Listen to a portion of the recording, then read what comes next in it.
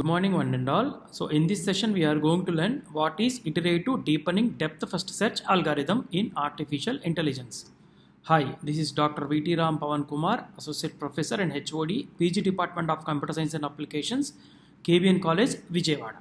So what is iterative deepening depth first search? First మనం depth first search అంటే ఏంటో తెలుసుకొని దానిలో ఉన్న ప్రాబ్లం ఏంటో మనం రాసి then we can write what is iterative deepening depth first search. Right, what is this? So it is the modified version of depth first search algorithm and it is also the modified version of depth limit search algorithm in artificial intelligence.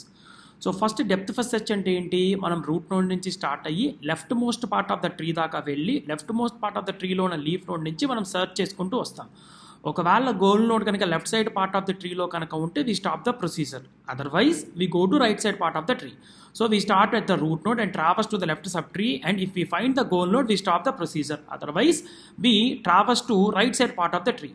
So depth first సెర్చ్లో ఉన్న one of the main problem ఏంటి అంటే ఒకవేళ goal node కనుక right side ఉండి left part of the tree కనుక number of nodes కనుక ఎక్కువ ఉంటే ఇట్ బికమ్స్ ఇన్ఫైనైట్. సో ఈ ప్రాబ్లమ్ని మనం ఇటరేటివ్ డీపెనింగ్ డెప్త్ ఫస్ట్ సెర్చ్లో సాల్వ్ చేయొచ్చు.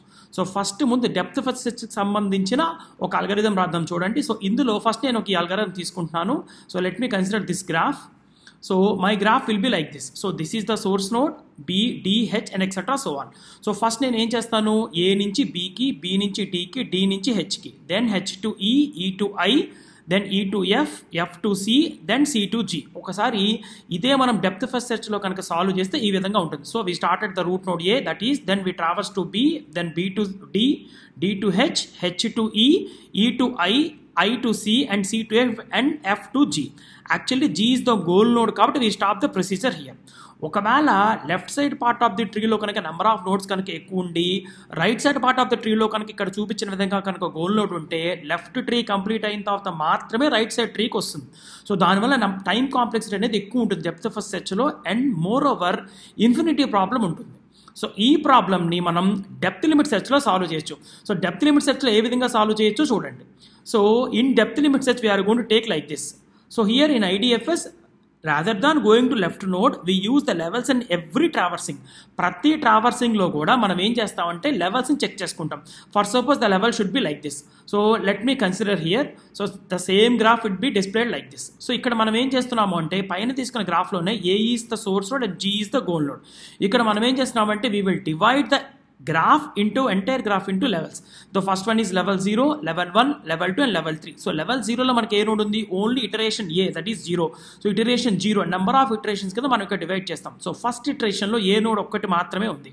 నౌ ఇప్పుడు సెకండరీ ఇటరేషన్ దగ్గరికి వద్దాం. సో సెకండరీ ఇటరేషన్లో ఏం చేస్తాము, మనం ఇక్కడ ఏదైతే మనం సెలెక్ట్ చేస్తామో అక్కడ వరకు మాత్రమే మనం ట్రావర్స్ చేస్తాం, అంటే A to B and B to C.